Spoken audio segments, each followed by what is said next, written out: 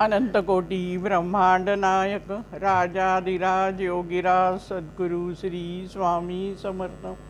नमस्कार स्वामी, साष्टांग नमस्कार, नमस्कार नाना सदैव नमस्कार, नमस्कार नानी सहर्ष नमस्कार, नमस्कार स्वामी सहस्त्र नमस्कार। आज 1 फेब्रुवारी 2024च्या सांघिक प्रार्थनेला आपण सर्वजण जमलेलो आहोत। सर्व श्री स्वामी समर्थांचं पूजन करण्यासाठी, श्री स्वामी समर्थांपुढे नतमस्तक होण्यासाठी, आमच्या जीवनात असलेला अंधकार दूर व्हावा आणि प्रकाशाने आमचं जीवन उजळून निघावं अशी प्रार्थना करण्यासाठी आपण इथे सर्वजण जमलेलो आहोत। श्री स्वामी समर्थ कृपा करतातच, फक्त त्यांच्याशी आपल्याला एकरूप होता आलं पाहिजे, कनेक्ट होता आलं पाहिजे, आणि त्याचा मार्ग म्हणजे उपासना मार्ग। श्री इथे येऊन आपण स्वामी समर्थांना आपलं काय दुःख आहे ते सांगणार आहोत। त्याचप्रमाणे स्वामी समर्थांच्या कृपेमुळे आपल्या जीवनामध्ये असलेली जी काय छोटी मोठी संकट होती, अडचणी होत्या, त्या कशा दूर झाल्या आहेत हे कथनही आपण स्वामी समर्थांच्या कानात सांगणार आहोत। गुजगोष्टी करण्यासाठी आपण सर्वजण इथे जमलो आहोत। उपासनेचे अनेक फायदे आहेत, कारण ईश्वरी कृपेमुळेच आपले जीवन उजळून निघतो। मार्गात आलेले अनेक अडथळे, आपले जे कर्मभोग आहे ते ईश्वरी कृपेने, ईश्वरी शक्ती आपल्याकडे घेतल्याने, त्यामुळे ईश्वराची शक्ती कमी होत नाही, लक्षात घ्या। सूर्य तेज उधळतच असतो, प्रत्येकजण ते तेज घेत असतो, पण सूर्याचं तेज जे आहे ते कायम तेवढंच राहतं। तशी ही ईश्वरी शक्ती आहे, त्या शक्तीचा काही अंश आपल्याकडे खेचून घेण्याचा प्रयत्न म्हणजे उपासना आहे, आणि त्या योगे आपण आपलं जीवन सुखी करू शकतो। पण गंमत अशी आहे की आमचं उपासनेत मन रमत नाही, कारण मन चंचल आहे। मन वढाय वढाय जसं पिकातलं ढोर, किती हाकला हाकला तरी येतं पिकावर, असं आमचं मन चंचल आहे, सगळीकडे धावत असतं। अचपळ मन माझे नावरे आवरिता, रामदास स्वामींनी म्हणते, तुझं विण क्षीण होतो धावरे धावा। आता तुझं विण क्षीण होतो म्हणजे काय? अरे माझ्या जीवनात तू नसलास तर सगळ्या समस्याच आहेत, आणि म्हणून तू हवाय, पण हे अचपळ मन आहे ते सगळीकडे धावतंय आणि मला त्याला पकडता येत नाही, अशी आमची अवस्था असते। चोखामेळाचा खूप सुंदर अभंग आहे। चोखामेळा म्हणतो की जरा स्वस्थ बसून नामस्मरण करावं, तर ते चित्त कुठेतरी धावतच राहतं। दुसरं आता जाऊ दे, नामस्मरण जमत नाही आपल्याला, तर दानधर्म करावा, तर मी कर्माचा दरिद्री आहे आणि म्हणून मी दानधर्म पण करू शकत नाही। आता तो म्हणतोय त्याची गरिबी होती कबूल आहे, पण आम्ही पण तसेच दरिद्री आहोत, आमच्याकडे पैसा असून पण आम्ही दरिद्री आहोत असं मी म्हणेन, कारण आम्ही दानधर्म करायला पुढे येत नाही। प्रत्येकाने विचार करा की आपण स्वतःच्या उपभोगासाठी किती पैसा वापरतो आणि किती पैसा ईश्वरी कार्यासाठी देतो। पण चोखामेळ्याने जे म्हटले की दान धर्म करू शकत नाही, असं आम्ही दरिद्री, आणि असेच आम्ही दरिद्री आहोत, या अवस्थेतून आपल्याला बाहेर यायचंय उपासना मार्गावर। आणि म्हणून चोखामेळा शेवटी म्हणतो की तू आता मला सांभाळून घे आणि तूच मला सुधार, आणि हीच प्रार्थना आपल्याला समर्थांना करायची आहे की तुम्ही मला सुधारू दे। आपण स्वतः प्रयत्न करायचा आहे, पण ही प्रार्थना करायची आहे की माझ्या चित्तामध्ये बदल होऊ दे, माझं मन माझ्या ताब्यात राहील, अशा प्रकारचे तुझे आशीर्वाद मला मिळावेत अशी प्रार्थना करायची आहे। पण आम्ही प्रार्थना काय करतो, महाराज हा प्रश्न सुटू दे, महाराज हा प्रश्न सुटू दे, महाराज हा प्रश्न सुटू दे। मग तुम्ही एकरूप त्या शक्तीशी कनेक्ट कसे होणार?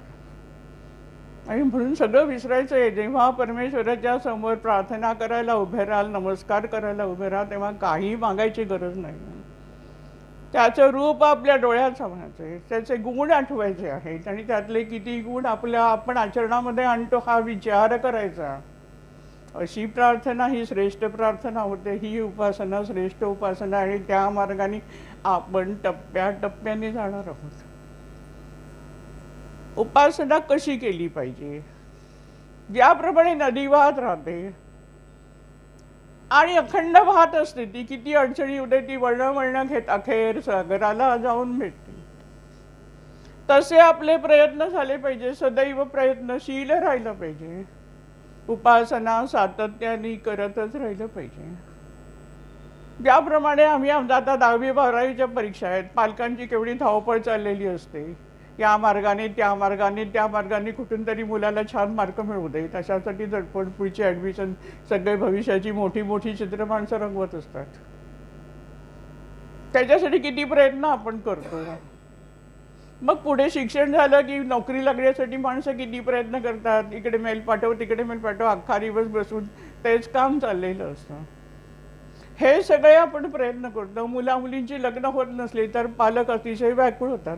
माझ्याकडे अनेक जण येतात म्हणून मी सांगते, एवढी स्थळं बघितली, अमुक बघितली, तमुक बघितली, दुसरं काही सुचतच नाही, मुला-मुलीचं लग्न हा एकच विषय डोक्यात राहतो.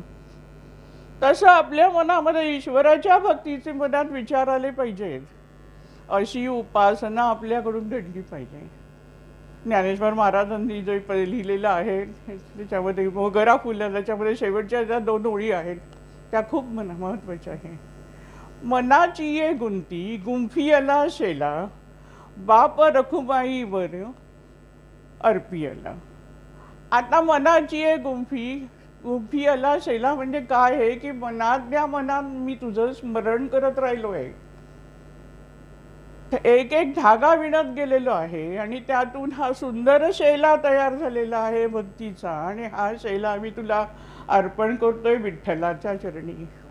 हा भाव आपल्याला उपासनेमध्ये ठेवायचा आहे की अखंड आपल्याला पूर्णपणे ईश्वराचं स्मरण सातत्याने आपल्या प्रत्येक ॲक्शनमध्ये आपल्याला जाणीव पाहिजे की मी समर्थांचा भक्त आहे आणि मी काय वागतोय आणि काय विचार करतोय. कुठच्याही आयुष्यामध्ये कुठचीही कृती करताना आपल्याला असं वाटतं मी काय चुकलो, मी काय पाप केलंय, मी काय केलंय. नाही, आपण सहजपणे कधीतरी दुखवतो. कितीतरी जण मी अशी बघितली आहेत, सत्य परिस्थिती बोलते, की स्वतःची चूक आहे पण ती चूक आहे ही उघड मान्य होत नाही आणि म्हणून दुसऱ्याच्यावर त्या चुकीचं कापर फोडणारी शिकलेली सुशिक्षित माणसं आज समाजामध्ये मी बघते आणि मला वाईट वाटतं. किती छोटीशी गोष्ट आहे, तुमची चूक झाली म्हणून तुम्हाला पुढचा माणूस सांगतोय की ही चूक आहे, तरी ती चूक ॲक्सेप्ट करायला तयार होत नाहीत माणसं. हे पण पाप आहे, लक्षात घ्या. अतिशय सूक्ष्मपणे विचार करायचा असतो पापाचा. असं नाही की याला मी मदत केली, मी अमुक केलं, मी एवढं केलं तेलं केलं म्हणजे मी पुण्यवान झालो नाही. माझ्या आयुष्यातला एक प्रसंग सांगते तुम्हाला की पाप कशा पद्धतीने इतका खोल चिंतन नानांच्यामुळेच मी करू शकले. आता वैयक्तिक आहे, माझ्या मुलाला USA ला 6 महिन्यासाठी कंपनी पाठवणार होती. अवघा 24 वर्षाचा तो होता. तो बँगलोरला, मी इथे ठाण्याला. त्याचा मला सगळी तयारी करायचा वगैरे फोन झाला आणि 2 दिवस आधी मला म्हणाला की आई मी जाणार नाही आहे. मी म्हटलं काय झालं. म्हणाला नाही, मला कंपनीने बॉन्डवर सही करायला सांगितली आणि मला ही गोष्ट कंपनीने आधी सांगितली नव्हती आणि म्हणून मी सही करणार नाही आणि मी जाणार नाही. त्याच्या तत्वाच्या दृष्टिकोनाने, त्याच्या वयाच्या दृष्टिकोनातून त्याचं म्हणणं योग्य होतं. पण मी त्याला म्हटलं तू असं करू नकोस, मला तू फॉरेनला जायला पाहिजे वगैरेचं काही कौतुक नाही आहे, पण मी तुला एक सांगते की तुला एक जे प्रोजेक्ट दिलंय त्या प्रोजेक्टला तू ट्रेनिंग द्यायला जाणार आहे, त्यासाठी कंपनीने सगळी तयारी केलेली आहे, सगळी योजना केलेली आहे आणि ऐन वेळेला तू गेला नाहीस तर त्याच्यामध्ये कंपनीला नुकसान आहे आणि तुझा जो मॅनेजर तुला पाठवतोय, ज्याने तुझं नाव सजेस्ट केलंय, त्याला पण त्याच्या करिअरमध्ये प्रॉब्लेम निर्माण होऊ शकतो आणि असं वागणं म्हणजे पण पाप आहे. हे माझ्या मुलाला मी फोनवर समजावून सांगितलं आणि मग त्याला पटलं आणि मग तो जायला दे. इतक्या छोट्या छोट्या गोष्टींमध्ये आपलं आचरण आपण बघायचं असतं. माणसं काय करतात, तो काम करतोय ना करू दे, आपण आपलं बसून राहिलं. असं नाही, अरे तो काम करतोय म्हणून तुम्ही बसायचं नाही आहे, किंवा त्याचं ते काम आहे तो करतोय जाऊ दे, माझं काय हे काम नाही म्हणून मी बसून राहिलो नाही. जे जे तुम्हाला काम करणं शक्य आहे ते सतत तुम्ही काम करत राहा. आता साधा हा कार्यक्रम झाला आहे, काही अरेंजमेंट आहे, आता इथे खुर्च्या हलवायची वेळ नाही, पण काही हॉलमध्ये खुर्च्या उचलून ठेवणार. काही माणसं आपली उलट्यात आणि जातात. फार कमी जणांना समजतं की ही आवराआवरी करायला पाहिजे. पुण्य संचय अशा छोट्या छोट्या गोष्टीतून साठवायचा असतो. पण आम्हाला भानच राहत नाही, अवेअरनेस नाहीच. तो करतोय, करू दे, आम्ही आरामात बसलो, अशी मंडळी असतात. हा बदल आपल्याला आयुष्यामध्ये घडवायचा आहे उपासना मार्गातून. महाराजांकडून हीच अपेक्षा आहे की आपण कसं वागलं पाहिजे आयुष्यामध्ये. अशी उपासना आपल्याला मन लावून उपासना करायची आहे. आपण समर्थांचे भक्त आहोत आणि म्हणून आपण आयुष्यामध्ये समर्थ होणार आहोत, यशस्वी होणार आहोत. लोकांच्या पुढे आपला आदर्श असेल, लोकांनी गौरवाने म्हटलं म्हणजे हो समर्थ भक्त आहे खऱ्या अर्थाने, आणि तो असा वागेल, त्याच्याकडून मी ही अपेक्षा करतो, त्याप्रमाणे तो मला नक्की सहकार्य करेल, असा विश्वास इतरांच्या मनात निर्माण झाला पाहिजे. नाही तर काय तो करतो रे महाराजांचं, पण काय उपयोग आहे असं लोकांनी म्हणता कामा नये. आपल्या गुरुला कमीपणा नाही आणायचा आहे, हे पहिलं लक्षात ठेवा. आपल्या वागण्याने आपण काही वेळेला गुरुला कमीपणा आणतो. घरात सुद्धा आता तुम्ही बघा, घरातली कामं करा ना, प्रत्येकाने काम करा, कशाला वाद हवा आहे. पण हे माझं काम नाही, हे तुझं काम नाही, असं काही ठिकाणी चालतं. हा सगळा बदल आयुष्यामध्ये भक्तिमार्ग हा असा आहे. भक्तिमार्ग म्हणजे फक्त देवाची येऊन उपासना करणं नाही, तर रोजचं जीवन जगताना आनंदाचाच वर्षाव सगळीकडे करत राहणं म्हणजे उपासना आहे. आता उपासना सातत्याने करत राहायची. लागलीच प्रश्न नाही सुटणार आहे, हे लक्षात ठेवा. त्याच्याविषयीची कथा नंतर सांगते. लागलीच तुमचा प्रश्न सुटणार आहे असा तुम्ही हट्टाहास धरूच नका. केव्हा ना केव्हा तरी महाराज सोडवतील आणि महाराज नेतील, त्या मार्गाने मी जात राहणार, अशी श्रद्धा ठेवून उपासना सातत्याने करत राहायची. मग अशी म्हटल्याप्रमाणे नदी वाहत राहायची, तशी तुमची उपासना सातत्याने चालू होते. मग काय घडतं? मग अचानक एक दिवस आपल्याला महाराजांचं विशाल रूप जाणवतं. आणि ज्या वेळेला अंतःकरणामध्ये असं विशाल रूप महाराजांचं दिसतं, त्यावेळेला आपले सगळे प्रश्न संपतात, आपल्या मागण्या संपतात. आणि मग आपण अट्टहास धरतो की मला परमेश्वर फक्त तू पाहिजे. जसं लहान मुलं सगळी खेळणी खेळून देतो, यांनी की इथे खेळतोय बरं वाटतं, इकडे खेळतोय बरं वाटतं, हे खेळलं घेतलं, ते खेळलं घेतलं बरं वाटतं. पण मग जेव्हा त्याला आईची आठवण येते, त्यावेळेला तो सगळी खेळणी सोडून देतो आणि आईकडे धाव घेतो, आईला हाक मारतो. तशी अवस्था भक्ताची निर्माण होते सातत्याने उपासना केल्यामुळे. स्वामींच्या चरित्रात कथा आहे. गणेश मुळेकर म्हणून, नोकरी नव्हती त्यांना. स्वामी असताना अक्कलकोटला स्वामी असगुट रूपात असतानाची कथा आहे. खूप प्रयत्न केले, शेवटी त्यांच्या मोठ्या भावाने त्यांना कलेक्टर ऑफिसमध्ये नोकरी लावून दिली. पण मुळेकरांचं अक्षर खराब, त्यामुळे कलेक्टरनी त्यांना नोकरीवरून काढून टाकलं. आता होती मिळालेली नोकरी पण गेली, अशी परिस्थिती निर्माण झालेली. मुळेकर शोधतायत कुठून तरी आपल्याला नोकरी मिळावी म्हणून प्रयत्न करतायत. अखेर त्यांना कोणीतरी एक दिवस सांगितलं की अरे तू अक्कलकोटला जा आणि महाराजांना सांग तुझ्या नोकरीचा प्रश्न, महाराज सोडवतील. आणि म्हणून गणेश मुळेकर महाराजांना सांगण्यासाठी आले की मला नोकरी मिळाली पाहिजे. आले तर आधी बाहेर सेवक होते. सेवकांनी लागलीच मुळेकरांना विचारलं की तुम्हाला का महाराजांना भेटायचं आहे. त्यांनी सांगितलं की माझा नोकरीचा प्रश्न आहे. ते म्हणाले की ठीक आहे, जा तुम्ही आतमध्ये. सेवकांनी पाठवलं. महाराजांच्या समोर येऊन गणेश मुळेकर उभे राहिले आणि महाराजांचं ते विराट रूप बघून त्यांच्या मनात विचार आला की अरे हे एवढं दिव्य तेज, आणि मी माझा नोकरीसारखा क्षुल्लक प्रश्न काय महाराजांना विचारायचा. हा भाव, हे विशाल रूप बघितल्यावर गणेश मुळेकरांच्या मनात आला आणि त्यांनी नोकरीचा प्रश्न काढलाच नाही. नमस्कार करून बाहेर आले. सेवक म्हणाले सांगितलं का? म्हणाले नाही, मी बोलू शकलो नाही. 2 दिवस राहिले, सेवा करत राहिले मुळेकर.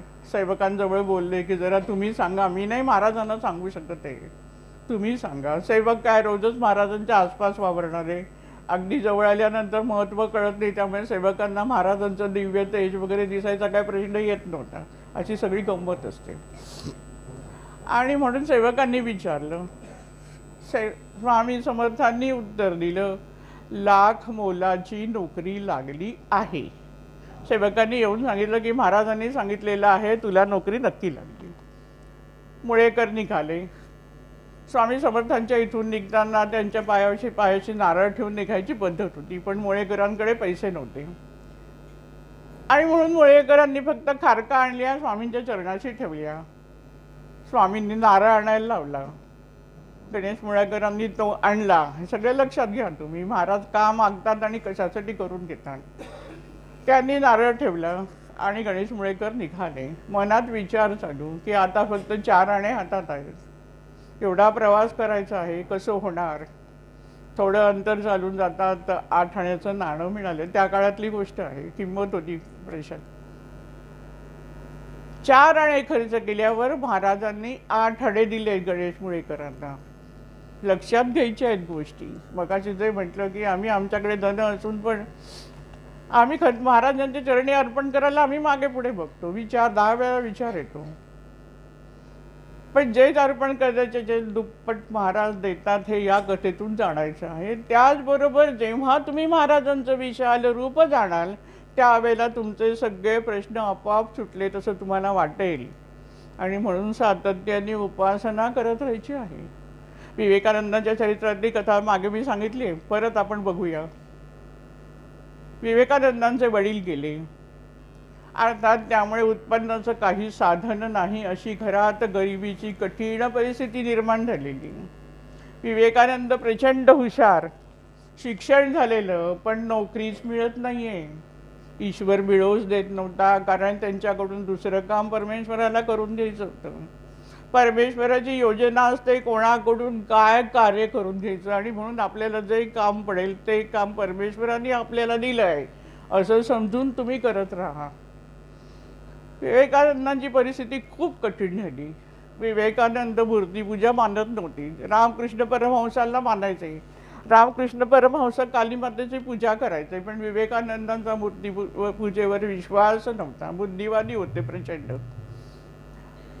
शेवटी अशी परिस्थिती झाली की त्यांनी रामकृष्ण परमहंसांना विनंती केली की तुम्ही कालीमातेकडे जा आणि कालीमातेला मला नोकरी द्यायला सांगा. रामकृष्ण परमहंस म्हणाले, अरे तू तर कालीमातेला मानत नाहीस, मग तू कशाला सांगतोस मला, तूच जा आणि तू माग. नाईलाज होता म्हणून विवेकानंद गेले, देवी समोर उभे राहिले. ज्या मूर्तीकडे ते केवळ एक पाषाणाची मूर्ती आहे, निर्जीव मूर्ती आहे अशा दृष्टीने बघत असत, त्या मूर्तीच्या ठिकाणी त्यांना सजीव मूर्ती दिसली, देवी दिसली. आणि त्या क्षणाला त्यांच्या मुखातून काय शब्द आले, ज्ञान दे, वैराग्य दे, भक्ती दे. नोकरी नाही मागितली. विशाल रूप दिसल्यावर माणसाची अवस्था अशी होते हे लक्षात घ्यायचे. बाहेर आले नंतर आणि रामकृष्ण परमहंसांना म्हणाले की मी नाही मागू शकलो नोकरी. रामकृष्ण परमहंस म्हणाले, अरे परत जा, परत माग. परत गेले, परत तीच परिस्थिती. देवीचं विशाल रूप बघून, तेज बघून फक्त तेच मागितलं, ज्ञान दे, वैराग्य दे आणि भक्ती दे. 3 वेळा ही कथा घडली. शेवटी रामकृष्ण परमहंसांनी कालीमातेला प्रार्थना केली आणि विवेकानंदांना नोकरी लागली. कौटुंबिक जीवनाला जी काय हालाखीच्या परिस्थितीतून त्यातून बाहेर काढण्यासाठी.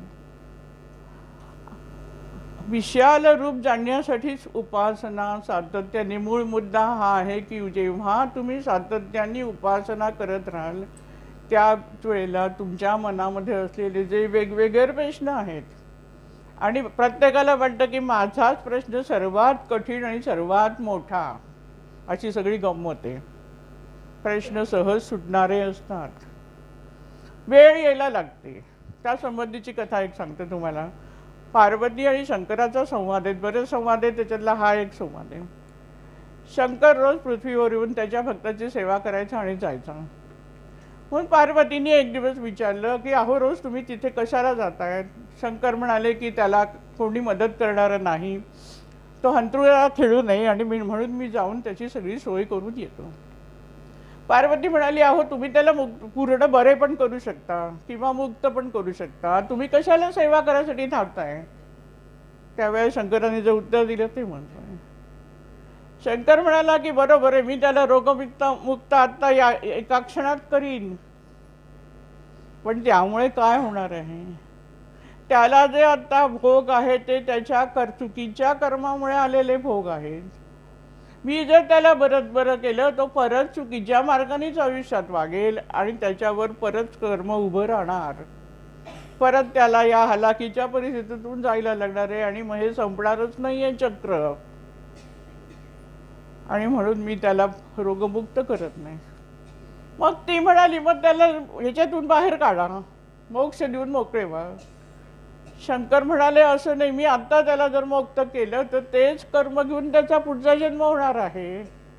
म्हणजे हे कर्मभोग त्याला परत पुढच्या जन्मात भोगायला लागणारच आहेत. त्यापेक्षा या जन्मात त्याचे जे काय भोग आहेत ते त्यांनी पूर्ण भोगावे. म्हणजे परमेश्वर आपली अशा प्रकारे शुद्धी करत असतो, पण आमच्या लक्षात येत नाही. आणि म्हणून सांगायचा मुद्दा असा की प्रश्न आहेत, उपासनेने प्रश्न सुटतात म्हणून उपासना करायची, पण त्याच वेळेवर तो एकच प्रश्न जीवासारखा विचार करून सगळं आयुष्य त्याच्यामध्ये घालवण्याचा प्रयत्न करायचा नाही. प्रश्न सुटणार. आज ना उद्या या प्रश्नाचं उत्तर आपल्याला मिळणार आहे आणि आपल्याला महाराज निश्चित सुखी करणार आहेत, हा विश्वास आपल्या मनामध्ये असला पाहिजे.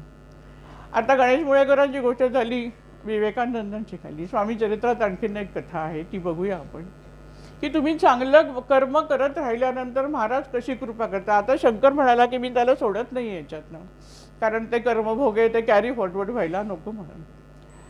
स्वामींच्या चरित्रात अशी कथा आहे की एक आचार्य होता. मी मगाशी जे म्हटलं की कर्म चांगलं करत राहावं की त्याचं फळ तुम्हाला मिळतं. श्रीमंत प्रभू नावाच्या एका गृहस्थांच्या मावशीकडे एक आचारी काम करायचा अनेक वर्ष. श्रीमंत प्रभू स्वामींच्या दर्शनाला मुंबईहून निघाले आणि याने या आचार्याला आपल्याबरोबर घेतलं, तिथे त्यांचं जेवण खाण बनवायला वगैरे. दोघंजण नैवेद्याचं ताट घेऊन स्वामींच्या दर्शनाला गेले. स्वामींनी ते ताट त्यांच्याजवळ उभ्या असलेल्या फकीराला दिलं. फकीराने ते खाल्लं आणि त्याच्यामध्ये काही उष्ट ठेवून ते ताट परत केलं. महाराज या श्रीमंत प्रभूंना म्हणाले की हा नैवेद्य खाऊन टाक. श्रीमंत प्रभूंना कसं तरी वाटलं की हे फकीरांनी खाल्लेलं उष्ट अन्न मी कसं खाऊ, आणि म्हणून त्यांनी खाल्लं नाही, पण या आचार्याने खाल्लं. त्याच्या इथे भक्तिभाव होता, त्याने ते खाल्लं. आणि जेव्हा तो नमस्कार करायला गेला तेव्हा महाराजांनी सांगितलं की तुला 5,000 रुपये मिळणार आहेत. त्या काळातली गोष्ट आहे, 5,000 रुपये तुला ते तू ठेवून घे. हे दोघं मुंबईला परत आले. ज्या मावशीकडे, या प्रभूंच्या मावशीकडे ते अनेक वर्ष काम करत होते, त्या मावशींच्या मनामध्ये असा विचार आला की इतक्या वर्ष या गृहस्थांनी आपल्याकडे प्रामाणिकपणे काम करून आपली सेवा केली आहे, तर ह्याला आपण सेवेचं मोल म्हणून 5,000 रुपये द्यावेत. आणि त्या काळातले त्याला 5,000 मिळाले. म्हणजे तुम्ही जर मगाशी म्हटल्याप्रमाणे आपलं कर्तव्य कर्म तुम्ही सातत्याने प्रामाणिकपणे करत राहिल्यानंतर ईश्वर या सगळ्या गोष्टी बघतच असतो आणि त्याचं आपल्याला आज न उद्या कुठल्याही रूपाने फळ निश्चितच मिळतं. पण आपण खोटेपणा केला तर महाराज काय करतात त्यासंबंधीची कथा बघूया. एक यवन आहे, तो महाराजांकडे आला, म्हणाला की मला मुंबईला कामाला जायचं आहे महाराज, तुम्ही माझी पैशाची सोय करा. आमच्याकडे पण खूप असतं तरी आम्ही महाराजांकडे मागत राहतो, मला हे मिळालं पाहिजे ते मिळालं पाहिजे. तशी त्या यवनाची गोष्ट. महाराज म्हणाले तुझ्या खिशामध्ये 15 रुपये आहेत. त्या काळातली गोष्ट आहे, 15 रुपयाला किंमत होती. आणि तुझ्या पिशवीमध्ये सोन्याचा दागिना आहे. तुझ्या स्वतःकडे असताना तू परत माझ्याकडे का मागतोस. आणि महाराजांनी त्याला काही दिलं नाही. आणि म्हणून महाराजांकडे काय मागायचं हे ठरवा, मागायची गरजच नाही. आचार्यांनी काही मागितलं नाही, पण त्यांनी प्रामाणिकपणे कर्तव्य पार पाडलं आणि महाराजांनी त्याच्यावर कृपेचा वर्षाव केला. आणि हा यवन स्वतःजवळ असून पण खोटं बोलून महाराजांकडे माणसांकडून पैसे मागत होता. त्याला महाराजांनी पाठवून दिलं, रिक्त असाने पाठवून. कथेतनं बोध घ्यायचा आहे. छोट्या छोट्या गोष्टी आहेत, त्याच्यातून आपल्याला खूप गोष्टी शिकायच्या आहेत. स्वामी समर्थांनी आपल्या नानांना दर्शनं देऊन स्वामी भक्तीचा प्रसार कर म्हणून सांगितलं. म्हणजे भक्ती मार्गाने समाजाला घेऊन जा असं सांगितलं. गब्बत अशी होती की स्वामी सगुट रूपात असताना स्वामींचे अनेक भक्त होते. स्वामींच्या विविध लीला होत्या. नंतरच्या काळामध्ये असं घडू लागलं की स्वामींचे भक्त आहेत, पण स्वामींचे भक्त म्हणजे स्वामी कोणीतरी फक्त चमत्कार करणारे बुवा अशा दृष्टिकोनातून महाराजांची भक्ती व्हायला लागली होती. महाराज म्हणजे फक्त लीला करणारे नाही, चमत्कार करणारे बुवा नाहीत, पण जनमानसाची एक अशी तयार झाली होती मनोवृत्ती की महाराज म्हणजे चमत्कार महाराजांनी करावा. आम्ही पण म्हणतो की महाराजांना काय अशक्य आहे. बरेच जण म्हणतात अशक्य ते शक्य करतील स्वामी आणि नको त्या गोष्टी महाराजांकडे मागत राहतात. चुकीचं आहे. महाराजांनी काही सारखे चमत्कार करत राहावे अशी मागणी करणं चुकीची आहे. महाराज मला पूर्ण सुखी करणार हा विश्वास सगळ्यात महत्वाचा आहे. आणि आता हे चित्र बदललं गेलं पाहिजे. काळाची गरज होती हे चित्र बदलायचं. उपासनेबरोबर सत्कार्य, समर्पण, सहकार्य या गोष्टींची तेवढीच नितांत गरज समाजाला आहे. आणि महाराजांचा मुख्य भर सत्कर्म आणि सत्कार्यावर आहे हे लक्षात घ्या. सदाचार आणि म्हणून तर त्या यवनाला दिलं नाही खोटं बोलला म्हणून. आणि म्हणून या वातावरणामध्ये शुद्धी करायची होती आणि नाना सन्मार्गाने जाणारे होते, सत्कार्य करणारे होते. स्वामी कोण हे माहिती नव्हतं, पण संतांचं हृदय घेऊनच ते जन्माला आलेले होते. आणि म्हणून ते म्हणायचे, मला अगदी ती सगळी नानांची वाक्य आठवत आहेत. नाना अनेक वेळा गप्पा मारताना असं म्हणायचं की मी जगामध्ये बरंच दुःख बघतोय, मी सुखी आहे, पण माझ्या बाजूला आजूबाजूला असलेली माणसांना अनेक समस्या आहे, यांच्यासाठी मी काय करू शकतो. असा शोध सतत नानांच्या हृदयामध्ये होता. वय वर्ष किती असेल, 42 वर्ष दृष्टांत झाला. त्याच्या आधीची ही गोष्ट की ही तळमळ त्यांच्या अंतःकरणामध्ये होती. महाराजांनी जाणलं हाच आपला शिष्योत्तम आहे, या काळामध्ये याला उभं करण्याची गरज आहे. आणि म्हणून नानांना दर्शन देऊन भक्ती मार्गाचा प्रसार करायला सांगितलं. ईश्वराजवळ जाण्याचे आणि ईश्वराची कृपा संपादन करून घेण्याचे अनेक मार्ग आहेत. ध्यानयोग आहे, राजयोग आहे, अनेक. पण त्यातला भक्ती मार्ग हा सर्वसामान्यांना जमणारा मार्ग आहे. आणि म्हणून भक्ती मार्गाचा प्रसार स्वामी समर्थांची करण्याची जबाबदारी आपल्या नानांवर दिली. स्वामी समर्थ म्हणजे साक्षात परब्रह्म. कोणी म्हणू दे दत्तावतार आहे, कोणी काय म्हणतं, एक एक चालेल असतो. जो तो आपल्या बुद्धीला येईल त्याप्रमाणे समाजात बिंबत राहतो आणि त्याप्रमाणे लोकांचे लोंढेच्या लोंढे सगळ्या ठिकाणी धावत राहतात. महाराज म्हणजे साक्षात परब्रह्म आहे. सर्व दैव देवता स्वामींच्या ठिकाणी आहेत. त्यांना एकाच रूपात तुम्ही बांधून ठेवू नका. त्यांना नुसत्या मठात बांधून ठेवू नसता, नुसत्या पादुकांमध्ये बांधून ठेवू नका. स्वामी सर्वत्र आहेत हे जाणून आपलं आचरण घडलं पाहिजे. ही खरी समर्थांची भक्ती. स्वामींकडे योगी आले, भोगी आले, रोगी आले, जोगी आले, गरीब आले, श्रीमंत आले, ज्ञानी आले, अज्ञानी आले, दीन दुबळे आले, सगळे पैलवान आले, सगळ्या प्रकारचे वेदांत पंडित असलेले अनेक लोक स्वामींकडे आले. सर्वांचं स्वामींनी जे काय काम होतं ते करून दिलेलं आहे. जे ज्ञानी आहेत त्यांना जे काय संभ्रम आहेत मनामध्ये त्याची उत्तरं महाराजांनी त्यांना दिली. ज्यांना दर्शनासाठी जे तपश्चर्या करतायत त्यांना ज्या देवतेच्या रूपामध्ये दर्शन हवं आहे त्या देवतेच्या रूपात महाराजांनी दर्शन दिलं आहे. ह्याच्यातच सगळं सत्य आलं आहे की महाराज म्हणजे सर्व देवतांचे एकत्रित असलेली शक्ती आहे. लक्षात घ्या. 33 कोटी जी संकल्पना आहे, 33 कोटी देव ही जी संकल्पना आहे, 33 कोटी ऊर्जालरी आहेत. विशिष्ट देवतेला विशिष्ट प्रकारच्या ऊर्जालरी आहेत.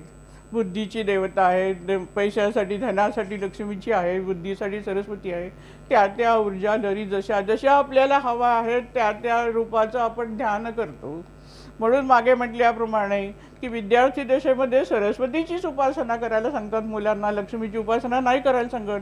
कारण त्यांचा मूळ हेतू काय, ज्ञान विज्ञान संपादन करायचं आहे. त्यांना मोठ्या झाल्यानंतर लक्ष्मीची उपासना करायची आहे, कारण धनप्राप्ती पाहिजे, संसार चालवायचा आहे, ती कर्तव्य पार पडायची, त्यासाठी धनाची गरज आहे म्हणून लक्ष्मीची. आणि वार्धक्यामध्ये रिटायरमेंट नंतर दत्त उपासना करा. पण आज गंमत अशी झाली आहे, महाराज म्हणजे दत्तावतार आणि म्हणून दत्तावतारांचे जिथे स्थान आहे तिथे नुसतं धावायचं. जाणून घ्या, करा. स्थानावर जायच्या विषयी माझं ऑब्जेक्शन नाही, पण जे काय आहे ते जाणून घ्या. महाराजांना संकुचित दृष्टिकोनाने बघू नका की महाराज इथे मिळतील मला, मला महाराज इथे सापडतील म्हणून मी धावतोय आणि काठीला काहीतरी पुण्य बनतोय, अशा भावनेने यात्रा करू नका. सखोल चिंतन करा. तुमचं मन त्यांच्या ज्या ज्या लीला आहेत त्या लीलांमध्ये रमवून त्याच्यातून आपण काय शिकायचं याचा प्रयत्न करा. आणि अशी उपासना लवकर फलदायी होते हे लक्षात ठेवा. 10 ठिकाणी फिरत राहतात, कोणीतरी काहीतरी सांगितलं की माणसं धावली. आणि म्हणून स्वामी म्हणजे पूर्णावतार आहे. स्वामी सर्व देवता आहेत. जी ऊर्जा लहरी आपल्याला हवी आहे ती ऊर्जा लहरी आपण स्वामींना ची उपासना केल्यावर आपल्याला मिळतात. त्यामुळे धावाधाव करायची गरज पडत नाही, हे पहिलं जाणून घ्या. दत्त उपासना ही कठोर उपासना आहे. थोडीफार करू शकता. मी असं म्हणे दत्ताच्या मंदिरात जाणं, दत्ताचा जप करणं, दत्ताची जयंती साजरी करणं, ह्या छोट्या छोट्या गोष्टी ठीक आहेत. पण काही लोक त्याची दत्ताची म्हणजे म्हणायचं नाही गुरुचरित्राची नको त्या वयात नको त्या प्रकारे पारायण करत राहतात. आणि मग म्हणतात लग्न होत नाही. प्रश्न घेऊन येतात म्हणून सांगते. उपासना विचारते का उपासना करतात. मी गुरुचरित्राची पारायण करतो, मी इकडे जाऊन आलो तिकडे जाऊन आलो, हे दत्ताचं स्थान आहे, इथे केलं, मी अमुक केलं, मी तमुक केलं. म्हटलं तुम्हाला हवं आहे काय आणि तुम्ही करताय काय. तुम्हाला आता वैराग्य येऊन चालणार आहे का. वैराग्य केव्हा आहे की तुमचा संसार पूर्ण झालाय, तुमची कर्तव्य कर्म संपलेली आहेत, तर तुम्हाला वैराग्य देतो. आता तुम्ही दृष्टी टाका ज्ञानेश्वरांकडे. ज्ञानेश्वरांचे गुरु तर नवनाथी पंथाचे निवृत्तीनाथ, गणिनाथांचे शिष्य. नवनाथ हा पंथ होता, पण निवृत्तीनाथांनी ज्ञानेश्वरांना भक्ती मार्गाने जायला सांगितलं. हे लक्षात घ्या, म्हणजे सगळ्या गोष्टी लक्षात येतील. का दिला भक्ती मार्ग. कारण सर्वांना जो नाथपंथी मार्गाने सर्वजण जाऊ शकत नाहीत. तो एक पंथ आहे ईश्वराजवळ जाण्याचा. ईश्वराच्या जवळ जाऊन ईश्वर शक्ती आपल्यामध्ये घेण्याचा हा तो मार्ग एक आहे. पण तो मार्ग आपल्याला योग्य नाही आहे. सर्वसामान्य माणसांना भक्ती मार्ग योग्य आहे. म्हणून ज्ञानेश्वरांना भक्ती मार्गाचा प्रसार करायला लावला. आणि म्हणून ज्ञानेश्वरांकडून निवृत्तीनाथाने ज्ञानेश्वरी लिहून घेतली. वयाच्या 19व्या वर्षी ज्ञानेश्वरांनी 16व्या वर्षी ज्ञानेश्वरी लिहिली आणि 21व्या वर्षी समाधी घेतली. काय पुण्यपुरुष असेल, काय पुण्याई केलेली असेल आणि काय परमेश्वराची अगाध लीला, हे सगळे त्याच्यातून तर असेल. ज्ञानेश्वरांनी भक्ती मार्गाचा प्रसार केला. ज्ञानेश्वरांच्या चरित्रातली जी कथा आहे की त्याच्याकडे चांगदेवाला, आता अहंकाराविषयी. आता या भक्ती मार्गात अहंकार पण खूप निर्माण होतो माणसांना. बापरे मी काय काय केलंय असं प्रत्येकाला वाटायला लागतं. जरा काय झालं की मी एवढी उपासना केल्याचा अहंकार लवकर वाढतो. आणि हा माणसाच्या भक्ती मार्गातला फार मोठा अडथळा आहे. पहिलं लक्षात घ्या. 1400 वर्ष तपश्चर्या केलेले चांगदेव आहेत. त्यांना वाटलं की हा काय मुलगा, याला ज्ञानेश्वर काय मुलगा, जाऊया त्याच्या भेटीला आणि बघूया. जसं स्वामींच्या चरित्रात कथा आहे की ते विष्णुदेव ब्रह्मचारींना वाटलं की कोण महाराज, सगळे काय महाराजांच्या मागे लागतायत. म्हणून मोठी महाराजांची परीक्षा घ्यायला गेली आणि महाराजांना प्रश्न विचारला. महाराजांनी त्यांना बरोबर स्वप्नामध्ये इगळ्या दाखवल्या. तुम्हाला सर्वांना ती कथा माहिती आहे, बरोबर आहे. आणि मग त्याप्रमाणे हा चांगदेवाला असं वाटलं की हा कोण आला, याला काय लोक उगाच बसतायत, त्याचे मोठेपणा करतायत. आणि म्हणून भेटीला बोलवलं आणि मोठ्या वाघावर बसून आला. हठयोगी होता. हठयोगामध्ये काही कुठलीही सिद्धी प्राप्त होऊ शकते. कुठच्याही प्राण्यावर कुठल्याही वस्तूवर तुमचं स्वामित्व येऊ शकतं. वाघावर बसून आला. ज्ञानेश्वरांनी बघितलं चांगदेव येतोय वाघावर बसून. ही चारी भावंड भिंतीवर बसली आणि भिंत चालू लागली. आता काही लोक म्हणतील या सगळ्या भाकड कथा, पण लक्षात घ्या या भाकड कथा नाहीत, हे पहिले लक्षात घ्या. त्याविषयीच्या नंतर आपण बघणारच होतो. पण आता आपण दुसऱ्या विचारातून बघूया की आता ज्ञानेश्वरांनी भिंत चालवली. चांगदेवाला दिसलं की ते भिंत चालवतायत, बरोबर आहे. चालवली नसेल, पण चांगदेवाला काय दिसलंय की चारी भावंड आहेत ती भिंतीवर बसून पुढे येत आहेत, असा भास होऊ शकतो. तुम्ही बघायला मृगजळ, आपण जे म्हणतो की मृगजळ दिसतं जेव्हा खूप जमीन तापते आणि त्यावेळेला तिथे मृगजळ दिसतं. तिथे पाणी नाही आहे, पण प्रत्येकाला दिसतं की तिथे पाणीच आहे. आणि हरण बिचारी येतात, अशी सगळी कथा आहे. खूप पांढरा प्रकाश जर एका ठिकाणी आला आहे तर तिथे चांदी असं वाटायला लागतं. या जर गोष्टी आपल्या दृष्टीला दिसू शकतात तर चांगदेवाला ज्ञानेश्वरांवर भिंती चालली असं दिसू शकलं असेल. आणि त्याच्यातून काय घडलं हे महत्वाचं आहे. चांगदेवाचा अहंकार एका क्षणात गळून पडला. ज्या अहंकाराने वाघावर बसून आले होते तो अहंकार पूर्ण निघून गेला. आणि महाराज ज्ञानेश्वर महाराजांकडे असलेल्या भक्ती मार्गाचं सामर्थ्य त्यांनी जाणलं. हठयोग सोडून दिला आणि चांगदेव विनम्र झाले ज्ञानेश्वर महाराजांच्या पुढे आणि भक्ती मार्गाला लागले. आता मुक्ता ही एवढी लहान 9 वर्षाची, पण तिने पण चांगदेवाला सांगितलं एवढा मोठा केली आहे तपस्या आणि अहंकार गेला नाही, एवढी अधिकारात बोलू शकली. नामदेवाला पण तिने बदललं. नामदेव विठ्ठलाशी गप्पा मारणारा, विठ्ठलाला जेवू खाऊ घालणारा, एवढं त्याचं सत्यत्व. तरी मुक्ताई त्याला म्हणाली की तुझं मडकं कच्चं आहे. आम्हाला जर कोणी काय म्हटलं की तुम्ही उपासना बरोबर नाही केली तर आम्हाला किती अहंकार किती राग येईल. आमची काहीच उपासना नसते, आमचं काहीच स्थान नसतं, आम्ही अत्यंत शुल्लक असतो, तरी आम्हाला कोणी दुखवता कामा नाही असा आम्हाला अहंकार कायम असतो. नामदेवाला जेव्हा म्हणाले की तुझं मडकं कच्चं आहे, नामदेवाला राग आला की कोण एवढीशी मला सांगते तुझं मडकं कच्चं आहे वगैरे, मी एवढा विठ्ठलाशी बोलतो, हिला काय समजतं वगैरे. रागारागाने विठ्ठलाला सांगायला गेला. आपण कसं एखादी गोष्ट झाली की वरच्या बॉसला मोठ्याने सांगायला जातो की याने असं केलं आणि कसं, तशा तो रागात गेला. विठ्ठल शांत. विठ्ठलांनी सगळं घडवून आणलेलं आहे, त्याला सगळं माहिती आहे. आपला हा बालक आहे अज्ञानी, हा फक्त माझ्या मूर्तीशीच निगडीत राहिलेला आहे. विठ्ठल सर्वत्र आहे, शक्ती सर्वत्र आहे, ईश्वर सर्वत्र आहे आणि सर्वांसाठी भक्ती मार्गाचा प्रसार करायचं हे काम नामदेवांकडून विठ्ठलाला करून घ्यायचं होतं. आणि म्हणून जेव्हा हा विठ्ठलाकडे आला तेव्हा विठ्ठल त्याला म्हणाला की ती म्हणते ते बरोबर आहे, तू गुरु कर. गुरुचं महत्त्व एवढं आहे लक्षात घ्या. देवभक्ती करायची, पण देवभक्तीपेक्षा गुरुच्या माध्यमातून देवाची भक्ती करायची आहे. आयुष्यातली महत्त्वाची गोष्ट या गोष्टीतून आपण जाणायची आहे. पुढे विठ्ठलांनी ज्ञानेश्वरांबरोबर नामदेवाला जायला सांगितलं. ज्ञानेश्वर महाराजांना यात्रा करायची इच्छा झाली, कारण होती त्याच्या पाठीमागे. कारण नामदेवाशी संख्यत साधायचं होतं. नामदेवाशी विठ्ठलाशी असलेली जवळीक हे जे होते ते नाही म्हटलं तरी नाथपंथीय वृत्ती त्यांच्या ज्ञानेश्वरांमध्ये आलेली होती, संक्रमित झालेली होती. आणि विठ्ठलाची भक्ती जी होती ती खरी भक्ती जी वेगळी होती, याच्याविषयी ज्ञानेश्वर महाराजांना ते गूढ सगळं जाणून घ्यायचं होतं. आणि म्हणून नामदेवांचा सहवास हवा होता. आणि आपला मार्ग, आपलं जे कार्य आहे ते आपण लवकर समजणार आहोत सगुण रूपातलं. ते कार्य नामदेव महाराज पुढे नेऊ शकतात ही खात्री ज्ञानेश्वरांना होती. आणि म्हणून त्यांना यात्रेला घेऊन गेले. नानांच्या चरित्रात आपण बघतोय, नानांच्या जीवनामध्ये श्री स्वामी समर्थांनी नानांना आदेश केला, जगन्नाथाला चल बेटा, जगन्नाथाला चल. म्हणजे महाराज नानांना आपल्याबरोबर घेऊन गेलेत. का तर वाटेत नानांशी संवाद, नानाने तर कुठे लिहिलं नाही, कारण नाना अशा गोष्टी उघडपणे उगाच सांगणारे नव्हते. आपण जाणायचं आहे नानांना स्वामींनी काय सांगितलं, त्याचा अर्थ काय असू शकतो की बेटा जगन्नाथाला चल.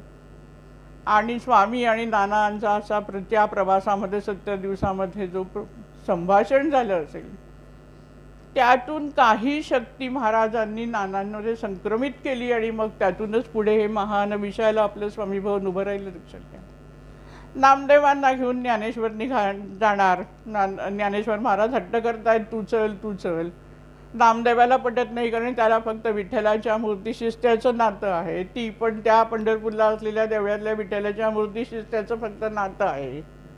अशी संकुचित भक्ती आहे. भक्ती मोठी आहे पण एकाच ठिकाणी केंद्रित झालेली. विठ्ठल सांगतो जा, तुला जायलाच पाहिजे. विठ्ठल याला नामदेवाला खूप वाईट वाटतं. खूप सुंदर अभंग नामदेवाने केले की तू असा आम्ही तुझ्यासाठी एवढा तळमळतो आणि तू मला असं कसं रे कठोरपणे सांगतोय जा म्हणून, तुला कसा माझा विरह सहन होणार आहे. असे अनेक सुंदर नामदेवाचे अभंग आहेत. नामदेव विठ्ठलाची आज्ञा लक्षात घ्या. गुरु आज्ञा आयुष्यामध्ये महत्त्वाची आहे आणि गुरु आज्ञेचं पालन. नामदेव निघाले ज्ञानेश्वरांबरोबर. वाटेत चालणं चाललंय. ह्याच्या भक्तीची खोली किती आहे, नामदेवाचा जो भक्ती मार्ग आहे त्या भक्ती मार्गात त्याची खोली किती आहे, किंवा भक्ती मार्गात मधून मिळणारं फळ किती मोठं असू शकतं, या संबंधीचे विचार ज्ञानेश्वरांच्या मनात होते. आणि म्हणून वाटेत जेव्हा कुठे पाणी नाही अशी परिस्थिती निर्माण झाली तेव्हा एक विहीर होती आणि त्या विहिरीमध्ये अगदी तळाला पाणी होतं. ज्ञानेश्वर महाराज नामदेवाला म्हणाले की अरे, मला लघिमा नावाची सिद्धी माझ्याकडे आहे, मी अगदी लहान होऊन तळाशी जाऊन पाणी पिऊन येऊ शकतो, तू काय करणार आहेस? ज्ञानेश्वर महाराज विहिरीत उतरले, लहान झाले आणि पाणी प्यायले, वर आले. नामदेवाला म्हणाले, आता तू कसं पाणी पिणार? नामदेवाने विठ्ठलाचा धावा केला, अंतःकरणापासून धावा झाला हे लक्षात घ्या. आमची प्रार्थना तेवढ्यापुरतीच असते. आणि काय करावं विठ्ठलाने? ती विहिरीमध्ये झरे तयार झाले, जिवंत झरे तयार झाले आणि विहिरीतून पाणी बाहेर भरा भरा भरा ओढून.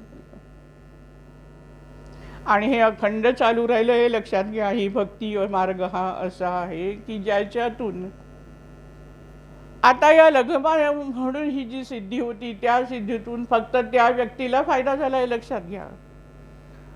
पण नामदेवांची जी भक्ती होती विठ्ठलावर, जी भक्ती होती त्या भक्तीतून नामदेवांना तर पाणी मिळालंच, पण त्याबरोबर अखंडपणे समाजाचं पाणी मिळालं, समाजाचं हित झालं. असा हा भक्ती मार्ग श्रेष्ठ आहे. म्हणून स्वामी समर्थांनी नानांना भक्ती मार्गाचा प्रसार करायला सांगितला. मगाशी सांगितल्याप्रमाणे नाना सन्मार्गाने जाणार होते, सदाचार होता आणि भक्तीला सन्मार्ग सदाचाराची जोड असली पाहिजे, कर्तव्य कर्माची जोड असली पाहिजे. नुसता लीलांचं चरवण करणं म्हणजे भक्ती नाही हे समाजाला जाणून देण्याची जबाबदारी श्री स्वामी समर्थांनी नानांवर टाकली. कारण ते योग्य व्यक्ती नाना स्वामींना वाटले आणि म्हणून स्वामींनी नानांना ते कार्य करायला दिले आणि त्यातून हा स्वामी समर्थ परिवार उभा आहे आणि त्याच्या प्रार्थनेमध्ये आपण सर्वजण एकत्र जमलेलो आहोत. असा हा भक्ती मार्गाचा महिमा आहे. या भक्ती मार्गाने जाता जाता जाता काही वेळेला असं होतं की असं वाटायला लागतं की नाही, हे काही खरं नाही आहे.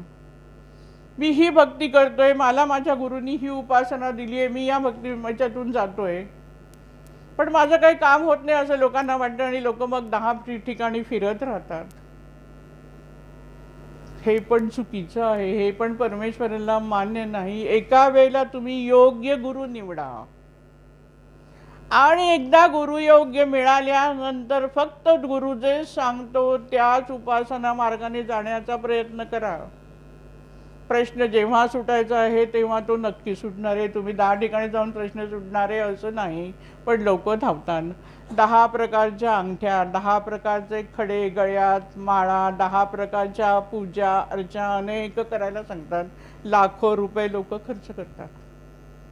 मी अभिमानाने सांगेन की नानांनी जी उपासना दिली आहे, कलश पूजा, अग्निपूजा आणि स्वामी स्तवन, ज्या घरात वर्षानुवर्ष होत राहतात त्या घरातले प्रश्न लीलया सुटत जातात. कुठेही खर्च नाही, फक्त समर्थांवर पूर्ण विश्वास महत्वाचा हे नानाने दाखवून दिलं.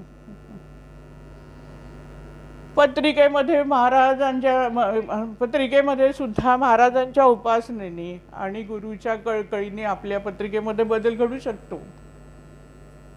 नानांकडे एक मुलगी आली, लग्नाची पत्रिका घेऊन, लग्न होत नाही म्हणून. समाजात खूप आज कठीण काळ आहे, खूप समस्या आहेत लग्नाच्या. नानांनी त्या मुलीची पत्रिका बघितली आणि नानांना जाणवलं की हिच्या पत्रिकेमध्ये लग्नाचा योगच नाही. कोमल हृदयाचे संत हृदयाच्या नानांच्या मनामध्ये करुणा निर्माण झाली आणि काही झालं तरी या मुलीचा विवाह झालाच पाहिजे असा विचार नानांच्या मनात आला. गुरुच्या मनात अशा प्रकारचं प्रेम निर्माण आपल्याला करता यायला पाहिजे आणि म्हणून उपासना करायची असते. आणि मग नानांनी एक काव्य केलं, कृष्ण कृपा म्हणून. ते काव्य तिला वाचायला दिलं आणि त्या मुलीचा विवाह झाला. ही सत्य घटना आहे. म्हणजे तुमच्या पत्रिकेमध्ये जे काही आहे त्याच्यामध्ये बदल घडवून आणण्याची सामर्थ्य गुरुकृपेमध्ये आहे. आणि म्हणून उगाच 10-10 पत्रिका घेऊन 10-10 ठिकाणी धावू नका. माझ्याकडे लोक पत्रिका घेऊन येतात, अनेक ठिकाणी खुणा केलेल्या असतात, इकडे हे तिकडे हे तिकडे. त्याच्यावरून कळतं की व्यक्ती कुठे कुठे फिरून आलेली आहे. अशी सगळी गंमत आहे. आणि सोपा साधा सरळ मार्ग लोकांना नको. लोकांना भपकेबाज काहीतरी पाहिजे. खूप खर्च करायला सांगितलं तर त्या उपासनेने जास्त फायदा होईल असं लोकांनाच वाटतं आणि मग फसतात. अशी सगळी गंमत आहे. तर म्हणून जर आता तुम्ही या भक्ती मार्गावर आलेला आहात, त्याप्रमाणे नामदेवांनी विठ्ठलाला प्रार्थना करून एवढं पाणी मिळवून घेतलं, अशा प्रकारचं जर आयुष्य आपल्या आयुष्यात आपण आपलं सुखी करू शकणार नाही का, हा विचार याच्यातून करायचा आहे. आणि भक्ती मार्गाची आपल्याला कास धरायची आहे. संतांच्या मगाशी म्हटल्याप्रमाणे की हे काय भिंत हल्ली वगैरे सगळे असे लोकांनी बोलले की आम्हाला पण वाटायला लागतं हे उगाचच काहीतरी दिलेलं आहे. संतांच्या चरित्रात जे ज्या कथा आहेत तशा तशा प्रकारचा अनुभव आपला स्वामी समर्थ परिवार घेतोय, लक्षात घ्या. आता नरसिंह मेहताच्या चरित्रात कथा आहे की हा अखंड कृष्णाचं भजन करत राहायचा. आता तो करायचा म्हणून तुम्ही फक्त तेच करायचं नाही आहे, आपल्याला ते जमणार नाही. आपल्याला तेवढ्या पायरीपर्यंत जायचं हे लक्षात घ्या. आपल्याला आपली कर्तव्य कर्म पार पाडायची आहेत आणि उपासना करायची आहे. मुलीचं लग्न 2-3 दिवसावर येऊन पोचलं तरी नरसिंह मेहता आपल्या कृष्ण भजनामध्ये मग्न. नरसिंह मेहताच्या पत्नीला काळजी पडली, आता हे लग्न आलंय 2-3 दिवसावर, मांडव घालायचं आहे, सगळी सोय करायची आहे, धान्य आणायचं आहे, सगळी ती चिंता तिला लागलेली. नरसिंह मेहता एकदम शांत. अचानक काही लोक आली आणि मांडव घालून गेली. नंतर काही लोक आली, धान्य घेऊन, त्यांनी स्वयंपाक केला आणि सगळ्या लग्नाचा सगळा जो काय होता विधी सगळं व्यवस्थित पार पडलं. आता तुम्ही म्हणाल असा अनुभव तुम्ही घेतला का, तर मी अधिकाराने सांगेन की हा अनुभव आम्ही मठात घेतला आहे. आता मठामध्ये तुम्हाला माहिती आहे, मी मागे सांगितल्याप्रमाणे जी कार्पेट घातली गेली, ती कार्पेट कुठल्या व्यक्तीने आणली आणि घातली हे आम्हाला माहिती नाही. हे सत्यपरी आहे. कुणाला तरी अज्ञान व्यक्तीला महाराजांनी प्रेरणा दिली की अज्ञान व्यक्ती म्हणजेच महाराजांनीच पाठवून दिली असणार, कंपनीला ऑर्डर दिली की या मठामध्ये कार्पेट जिथे जिथे घालायचं आहे तिथे तिथे कार्पेट घालून द्या. पण आम्हाला जेवढं आवश्यक वाटलं तेवढंच घेतलं. उगाच मिळतंय म्हणून द्या द्या द्या करत राहायचं नाही. जेवढे आवश्यक आहे तेवढं कार्पेट घालून घेतलं. अजूनही दाता कोण हे आम्हाला माहिती नाही. ही जर घटना आम्ही अनुभवतो, आम्ही अधिकाराने म्हणणार नाही की नरसिंह मेहताच्या मुलीचं लग्न परमेश्वरांनी अशा प्रकारे लावून घेतलं असेल. मठात प्रसाद येतो, ऐन वेळेला जास्त लोक जर गर्दी झाली तर अचानकपणे कोणीतरी तयार जेवण घेऊन येतो, पुरणपोळ्या म्हणून येतो, मसाले भात येतो. हा अनुभव साक्षात मी अनेक वेळा घेतलेला आहे, अनेक लोकांनी माहिती नाही. ह्याच्यातनं काय जाणायचं आहे की या घटना सत्य आहेत, संतांच्या चरित्रातले सगळे चमत्कार सत्य आहे. आणि म्हणून भक्ती मार्ग आपल्या भरतभूमीवर असलेला हा जो भक्ती मार्ग आहे तो किती श्रेष्ठ आहे आपण जाणायचं आहे. ट्रकचा संप होता त्यावेळेला कुठेही भाजी नाही. 10 दिवस ट्रकचा संप, जयंतीचा उत्सव आलेला, आदल्या दिवशीपर्यंत भाजी नाही. आणि संध्याकाळी अचानक एक व्यक्ती, अपरिचित व्यक्ती येऊन 6 गोणी भाजी, म्हणजे तेव्हा 100 किलोची पोती असायची, 600 किलो भाजी देऊन गेली.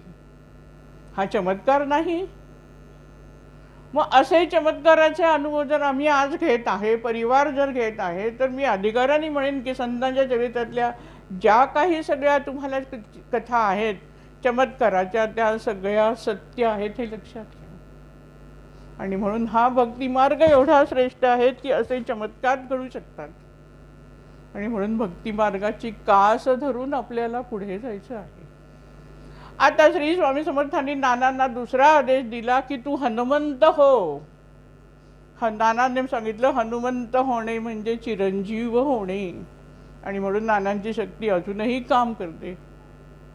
अनेक लोक मला असं सांगतात की आम्ही नानांना प्रार्थना केली आणि नानांना सांगितलं की तुम्ही स्वामींकडे आमचा प्रश्न घेऊन जा आणि स्वामींना सोडवायला सांगा, तुम्ही सांगा. आणि त्यावेळेला प्रश्न झटकन सुटला, कारण नानांना श्री स्वामी समर्थांनी बेटा म्हणून हाक मारली होती. आणि म्हणून नाना जे सांगतील त्याला स्वामी आनंदाने त्याला रिप्लाय देतात. एवढ्या महान व्यक्तीच्या सान्निध्यामध्ये आपण आहोत, ती शक्ती तिथेही स्वामी भवनामध्येही कार्यरत आहे, हे जाणून आपला भक्तिभाव म्हणतात. आता हनुमानाच्या संबंधितली काही कथा आपण स्वामींच्या चरित्रातली एक कथा बघूया. नानांना जसं हनुमंत हो म्हणून सांगितलं तसं कुंभार स्वामी म्हणून कोल्हापूरला होते. श्रीकृष्ण सरस्वती असंही त्यांना म्हणत असत. त्यांच्या रूपामध्ये एका व्यक्तीला हनुमानाच्या रूपात स्वामींनी दर्शन दिलं. एक व्यक्ती अशी होती की तिच्या मुलीचे विवाह होत नव्हते आणि महाराजांकडे आले होते प्रश्न घेऊन. महाराजांनी सांगितलं की तू कुंभार स्वामींच्या कोल्हापूरला जा आणि त्यांची सेवा कर. गुरु आपल्या शिष्याला कशा प्रकारे शिष्याचं मोठेपण किंवा शिष्याची सेवा करून कार्य करून घेतो त्याचं हे उदाहरण आहे. कुंभार स्वामींच्या सेवेला तू जा. तुझी विशिष्ट सेवा पूर्ण झाल्यानंतर मी तुला कुंभार स्वामींच्याच देहामध्ये हनुमानाच्या रूपामध्ये दर्शन दिलं असं स्वामी समर्थांनी सांगितलं. आणि त्याप्रमाणे हे गृहस्थ कोल्हापूरला गेले. श्रीकृष्ण सरस्वतींची कुंभार स्वामींनी त्यांनी सेवा केली. आणि एक दिवस खरोखरच कुंभार स्वामींच्या देहातच श्री स्वामी समर्थांनी या गृहस्थाला हनुमंताच्या रूपात दर्शन दिलं.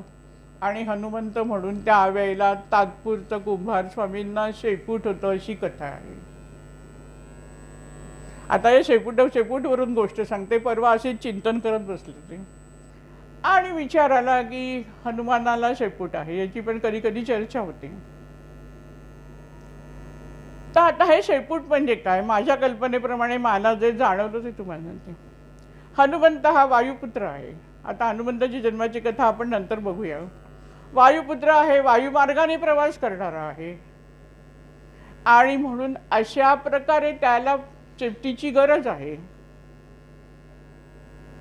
जमिनीवरून चालणाऱ्याला नाहीये पण हवेत उडणाऱ्याला शेपटीची गरज आहे. आता तुम्ही साधं बघा की पंजाबमधले लोक चांगले तगडे असतात, उंच असतात, देहकष्टी व्यवस्थित असते. ते जे नेपाळमध्ये किंवा डोंगर भागात राहणारे लोक नेहमी त्यांची यष्टी एकदम बारीक आणि बुटके असतात. म्हणजे ज्या परिस्थिती भौगोलिक परिस्थितीमध्ये आपण असतो त्याप्रमाणे जसे हात पाय वगैरे सगळ्यांना सारखं आहेत पण प्रत्येकाची रचना वेगळी. ज्या ज्या प्रदेशातल्या भौगोलिक परिस्थितीमुळे आपल्या शरीराचा आकार बनतो हे तर सत्य आहे.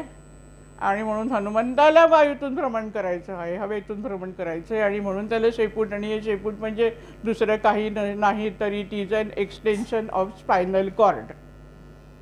त्या देहाची गरज आहे म्हणून तो स्पायनल कॉर्ड मोठा झाला आहे, वायुमार्गाने जायचं आहे, बॅलन्स ठेवायचा आहे असं मला स्वतःला वाटतं. ठीक आहे. आता हनुमंताची ही जी कथा आहे स्वामींच्या चरित्रात, तसं हनुमंतांची रामदासाच्या चरित्रात पण कथा आहे. रामदास स्वामी एकदा श्रीनगरला गेलेले होते. रामदास स्वामी चलमोटीवर तिकडे एवढा बर्फ पडलेला आणि 3 दिवस अशाच थंडीमध्ये रामदास होते. तर हनुमंत रामदासांसाठी कपडे घेऊन गेला अशी रामदास स्वामींच्या चरित्रात कथा आहे.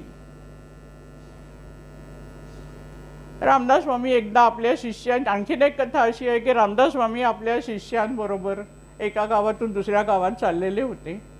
एका गावात गेल्यानंतर तिथल्या गावातल्या काही गुड्ड मुलांनी वगैरे कसले हे भिक्षेकरी लंगोटी लावलेले वगैरे करून टवाळक्या केल्या, भिका मागतायत वगैरे अशी सगळी झाली. रामदास स्वामी शांत राहिले.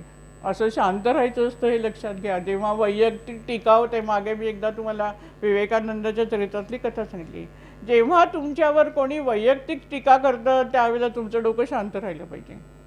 पण ज्या वेळेला तुमच्या धर्मावर कोणी बोलत राहिलं, तुमच्या भक्तीवर जर कोणी टीका केली तर मात्र तुम्ही उसळून आलं पाहिजे. शांत राहणं गरजेचं आहे, हे शिकणं खूप गरजेचं आहे. आम्ही लागलीच एक्साईट होतो, आमची लागलीच रिॲक्शन होते, ती नाही घ्यायची. भक्ती मार्गात या गोष्टी शिकायच्या आहेत. मागे तुम्हाला एकदा सांगितलं होतं की रामकृष्ण परमहंसाच्या चरित्रात एक कथा आहे की त्यांच्याकडे एक जण अत्यंत तापट असलेला एक गृहस्थ आला. तामसी वृत्तीचाच होता आणि त्याला काहीतरी अकपेटी हवी होती आणि ती काय मिळत नव्हती. म्हणून तो रागारागाने आला. त्यावेळेला रामकृष्ण परमहंस तिथे उभे होते, बसले होते. ते उभे राहिले शांतपणे.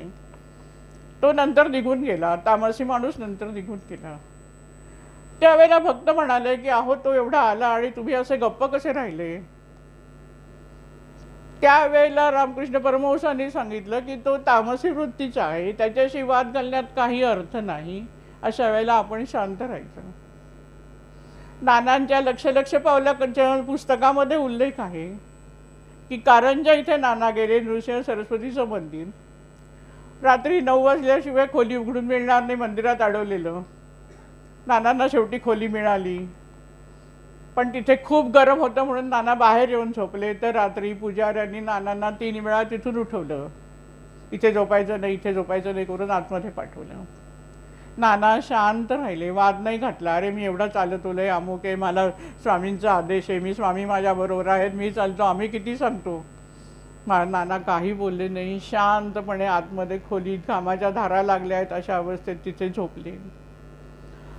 तो सकाळी पहाटे पहाटे पुजारी धावत आला आणि पुजारीने नानांचे पाय धरून क्षमा मागितली. म्हणाले अहो मी, नाना म्हणले हे सगळं तुम्ही काय करताय, मला हे सगळं काही नको, मला फक्त आता तुम्ही मंदिर उघडून द्या, मला दर्शन घ्यायचंय. पुजारी म्हणाला की मी तुम्हाला त्रास दिला तर माझ्या स्वप्नात नृसिंह सरस्वती आले आणि म्हणाले एवढा माजलायस, मला ओळखत नाहीस, असं त्यांनी विचारलं. आणि या पुजाऱ्यांनी नानांना नमस्कार करून मग पुढचं. आता नाना जे शांत राहिले ही गोष्ट लक्षात घ्यायची की कुठे कशा प्रकारे शांत राहायचं. आणि जर कोणी आपल्या गुरुची टीका करत असेल तर आपल्याला उसळून यायलाच पाहिजे, हे पण लक्षात ठेवा. तिथे शांत नाही बसायचं. सगळी जागृती या भक्ती मार्गामध्ये आपल्याला ठेवायची, लक्षात ठेवा. आता या हनुमंतांनी, तुलसीदासाच्या चरित्रात पण हनुमंतांनी रामदर्शन याला घडवलं, तुळशीरामाला घडवलं. तुळशीराम चमत्च्या हातून काय ते चमत्कार व्हायचे, आपोआप होतात. नानाने एका ठिकाणी म्हटलंय संत महंत करीती, स्वतःहून करत नाही, न करीती तरीही सर्वत्र होती, का ते पुण्य मार्गी जाती म्हणून का. सगळे संत महंत पूर्ण मार्गाने जातात आणि ते स्वतः काही चमत्कार न करता पण चमत्कार घडतात, हे लक्षात घ्या. आणि म्हणून संतांच्या हातून असे चमत्कार घडतात. तर तुळशी महाराज चमत्कार करतो म्हणून बादशहाने बोलवलं राजवाड्यावर आणि म्हणाला मला चमत्कार करून दाखव. तुळशीदासांनी उत्तर दिलं की मी असे चमत्कार मी करत नाही, आणि केलं तर मी फक्त माझ्या रामासाठीच करतो. बादशहाला राग आला आणि पकडलं आणि जेलमध्ये ठेवलं. काय झालं पुढे, आपोआप तिकडे बरीचशी माकडं जमा झाली आणि धिंगाणा घालायला लागली. बादशाच्या लक्षातच येत आहे सगळं काय चाललंय. शेवटी एका माणसाने बादशाला सांगितलं अरे या तुळशीदासाला तुम्ही ह्याच्यात टाकलं आहे म्हणून राम रागवलाय, म्हणून हे वानर आलेले आहेत, त्याला सोडून द्या, तुळशीदासाला तुम्ही सोडून द्या, सगळं शांत होईल आणि ते प्रकरण शांत झालं. मग अशी म्हणजे एका गावातून दुसऱ्या गावात जे जात आहेत रामदास स्वामी, त्या एका गावात जिथे टवाळगी झाली तिथून शेवटी रामदास स्वामी आपल्या शिष्यांना म्हणाले की चल आता आपण पुढे जाऊया, या गावात थांबण्याची गरज नाही. आणि गावाच्या वेशीवरून ते बाहेर पडले आणि इकडे अनेक माकडं आली आणि त्यांनी जाळपोळ करायला सुरुवात केली.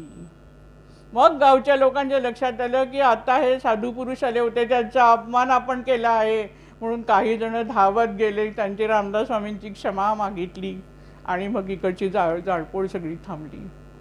असा हा हनुमंत आहे. आणि या हनुमंत हो असा आशीर्वाद श्री स्वामी समर्थांनी नाना दिला. आता हनुमंताची जन्मकथा बघूया.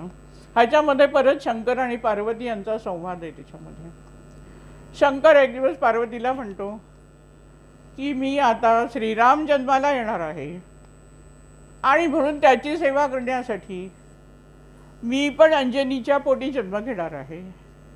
वायुदेवतेचं सहाय्य घेऊन मी तिच्या पोटी जन्माला येणार आहे आणि मला रामाची सेवा करायची आहे. पार्वती म्हणते की अहो रावण तर तुमचा भक्त, त्याने त्याची 10 मुख तुमच्या चरणाशी शिर तुमच्या चरणाशी ठेवली आणि त्याला तुम्ही मारण्यासाठी काय जन्म घेताय. शंकर म्हणाला की मी एकादश आहे, माझं 11वं अंग आहे, 11वा जो माझा अंश आहे त्या अंशाला रावणाने काही दिलेलं नाही आणि त्या अंशाचा अपमान झाला असं मी समजतो आणि त्या एका अंशाने मी रावणाला मारू शकतो. आणि त्याप्रमाणे ती घटना घडली की वायुदेवतेचं सहाय्य घेऊन शंकराचा जो 11वा अंश होता तो अंश अंजनीच्या ह्याच्यात गेला आणि त्यातून हा वायुपुत्र हनुमंत जन्माला आलेला आहे. आता हनुमंत अशा पद्धतीने जन्माला आला हा शंकराचा, म्हणून शंकराचा अवतारच मानला जातो, कारण शंकराचा त्याच्यामध्ये अंश आहे. आता इकडे पण काय झालेलं आहे की दशरथाच्या ज्या पत्नी आहेत ते सगळे तुम्हाला माहिती आहे, त्यांचा राम जन्माला आलेला आहे. राम ही बाळं थोडी मोठी मोठी होत आहेत. 8-9 महिन्याची झाली यावेळी शंकराला काही चैन पडत नाही आहे रामाला भेटल्याशिवाय, आणि म्हणून एकदा ते ज्योतिषाचं रूप घेऊन शंकर येतो आणि कौशल्याला सांगतो, या बाळाचा मला हात बघून मी सांगतो, याचं भविष्य मी सांगतो. कौशल्य माता पण आनंदाने ते बालक त्या ज्योतिषाच्या हातात देते. आम्हाला पण कोणी म्हटलं की आता जर इथे उभं केलं की कोणी ज्योतिषी आलाय तर सगळं हे सोडून सगळे तिकडे धावतील, अशी गंमत आहे. तसं कौशल्या मातेला पण वाटलं की कोणी ज्योतिषाला कळू दे माझ्या बालकाचं काय भविष्य. या शंकराने ज्योतिषाचं रूप घेतलेल्या त्या श्रीरामाला आपल्या हातात घेतलं आणि त्याचे जे छोटे छोटे शिवलेसे हात होते ते हात आपल्या हातात घेतले. एवढं प्रेम उतू जात होतं. एकदा शंकर डोंबारेच्या रूपामध्ये तिथे आला राजवाड्यावर, दशरथाच्या राजवाड्यावर, आणि बरोबर एक माकड होतं. डोंबाऱ्याचा खेळ सुरू झाला. हा डोंबारी म्हणजे शंकर आणि जे माकड होतं म्हणजे ते हनुमंत. लक्षात घ्या. खेळ बघता बघता श्रीरामाला खूप आनंद झाला. 4-5 वर्षाचा झालेला आहे श्रीराम.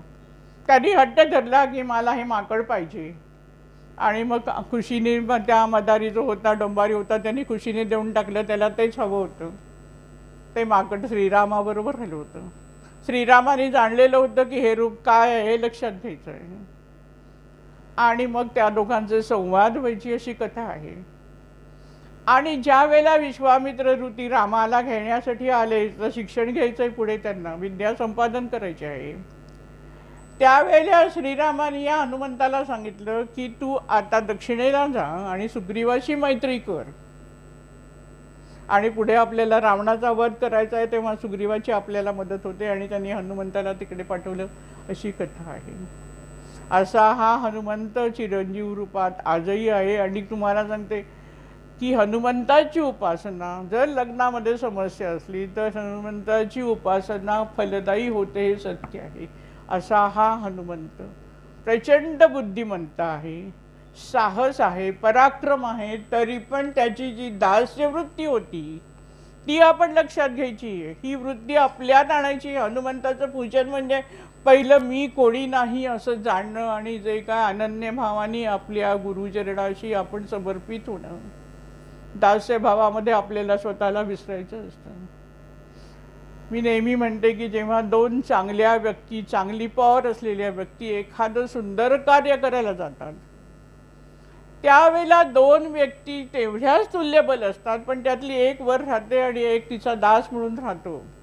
आणि जेव्हा अशी जोडी होते तेव्हा त्यांच्याकडून फार मोठं कार्य घडू शकतं. आणि म्हणून दास्यवृत्तीला खूप महत्त्वाचं आहे. आणि ही दासवृत्ती हनुमंताच्या रूपच्या उपासनेने आपण आपल्यामध्ये आणायचा प्रयत्न करायचा आहे. आता रामजन्मभूमीवर रामलल्लाचं मंदिराची स्थापना झाली आहे. अनेक चर्चा त्याच्यामध्ये होत आहेत. वाचताना सगळं इतिहास मला आठवतोय, आणि थोडी अनुषंगाने सांगते आणि मग बाकीच्या गोष्टी सांगते की ज्या ज्या गोष्टी येत आहेत ती मूर्तीच्या चेहऱ्यात फरक पडला. हा अनुभव स्वामी समर्थ परिवाराने स्वामींच्या मूर्तीच्या बाबतीत घेतला आहे. अजूनही तुम्ही जाऊन बघू शकता.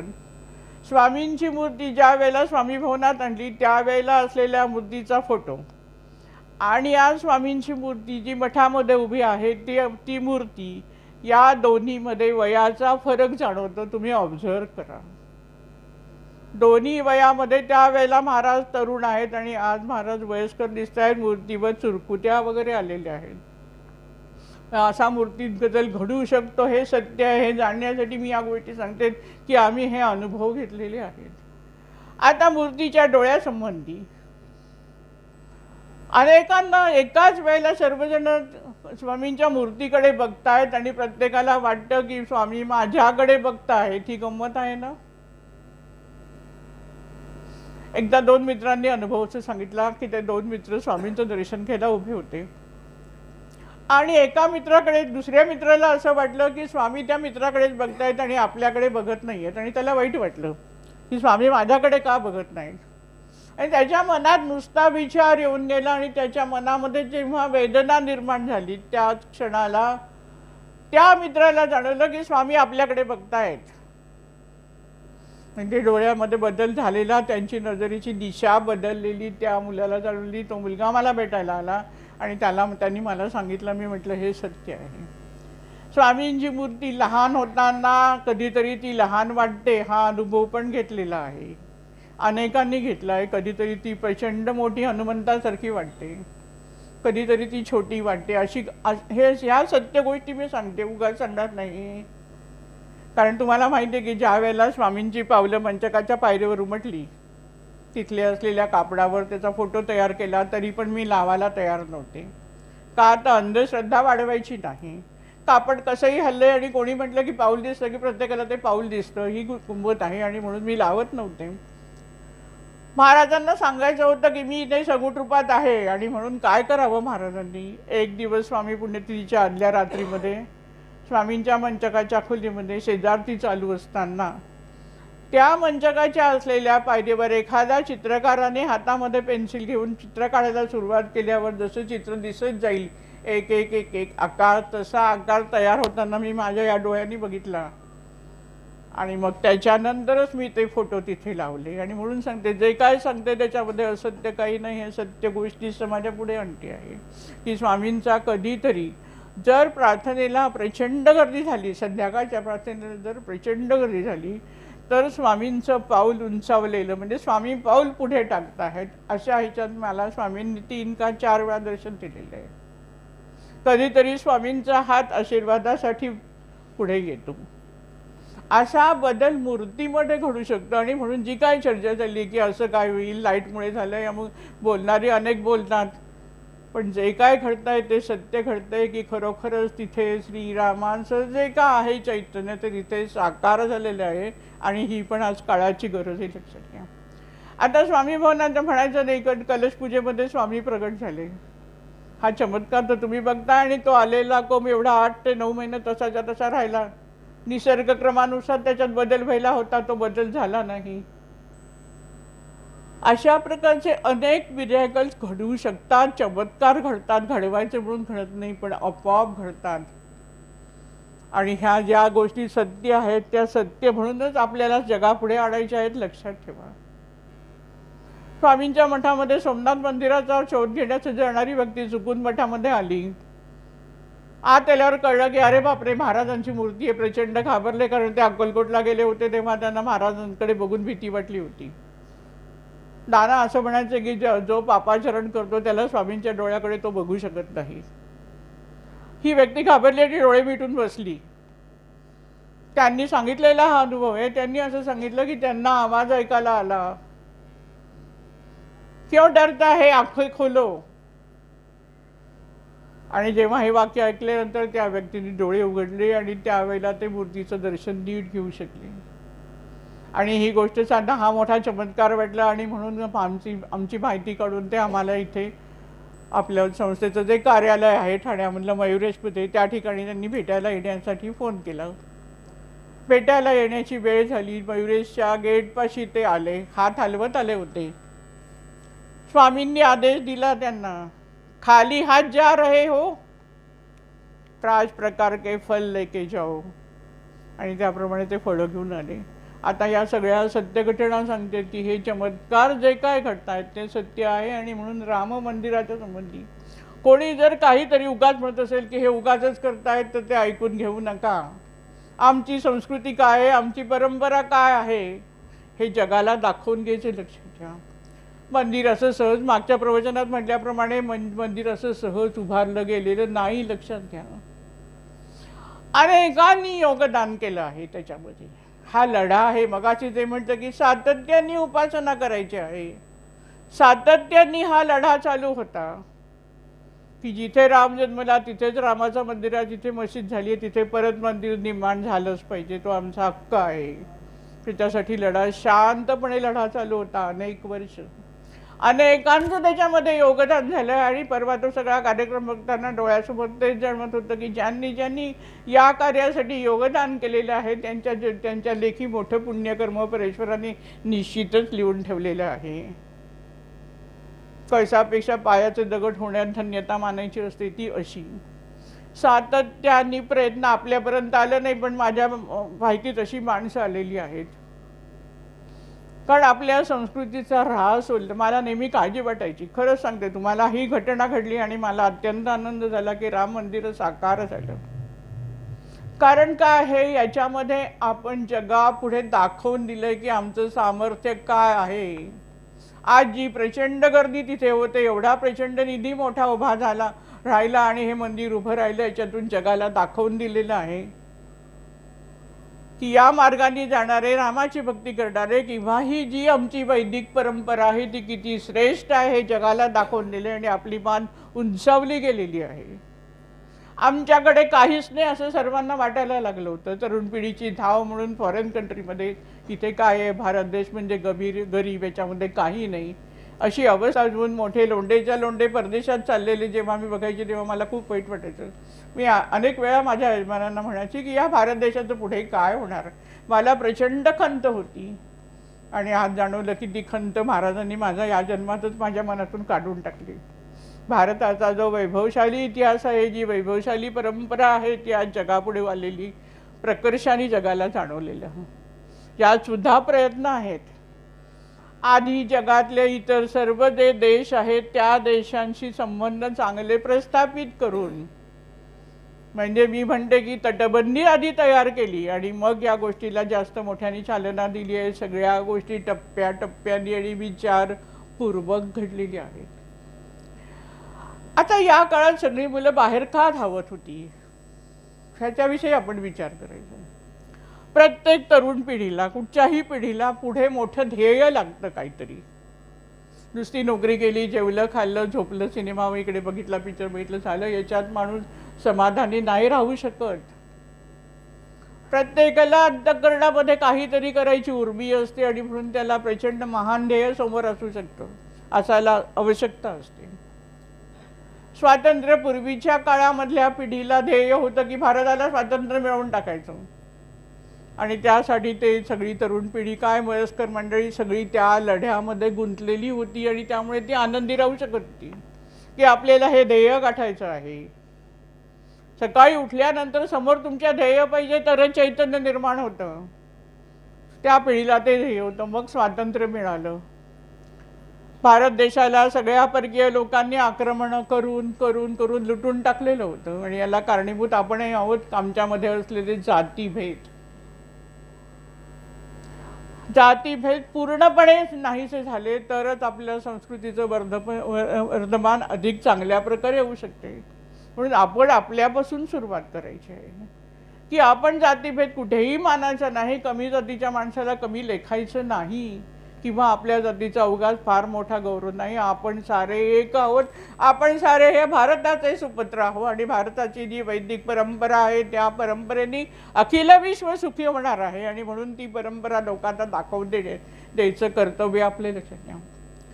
आता ही स्वातंत्र्योत्तर नंतरच्या काळामधल्या ज्या पिढीला आहे त्या पिढीला गरिबीतून बाहेर येणं गरजेचं होतं आणि त्यामुळे आपलं रोजचं जीवनात कसं पुढे यायचं ह्या प्रयत्नात ती गुंतलेली होती.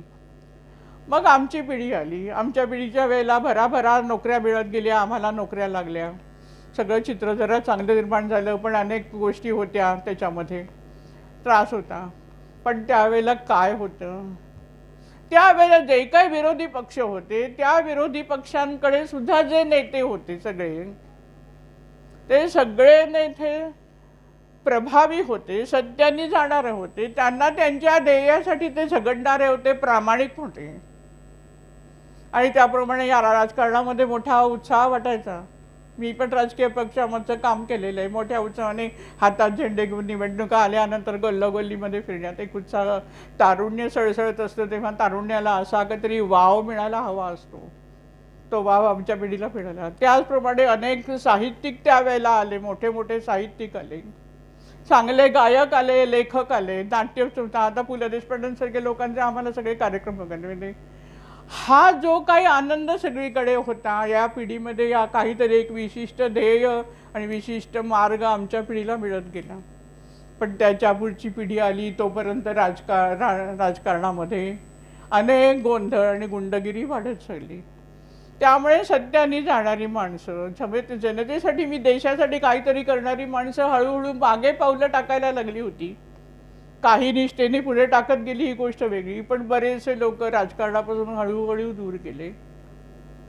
आणि मग भारत देशाकडे काहीच नाही, उत्तम नेतृत्वच नाही, आणि भारत म्हणजे एक कंगाल गरीब देश, भारत देशाकडे काहीच नाही, अशी भावना या तरुणांच्या मनात निर्माण झाली. आणि म्हणून मला काहीतरी साध्य करायचं तर मला इथून बाहेर पडायला पाहिजे असं वाटायला लागलं, अशी वृत्ती निर्माण झाली.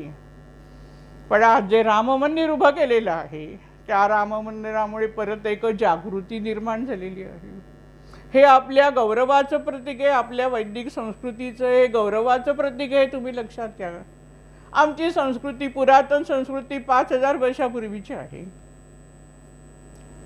इतर जे देश आहेत पाश्चिमात्य देशामध्ये संस्कृती, ग्रीस संस्कृती आहे ती पुरातन आहे, पण ती सगळी भोगवादावर आधारित आहेत. त्यामुळे पाश्चिमात्य राष्ट्र फक्त भोगवादाचाच विचार करतात. आणि आमच्या संस्कृतीमध्ये त्यागवृत्ती आहे.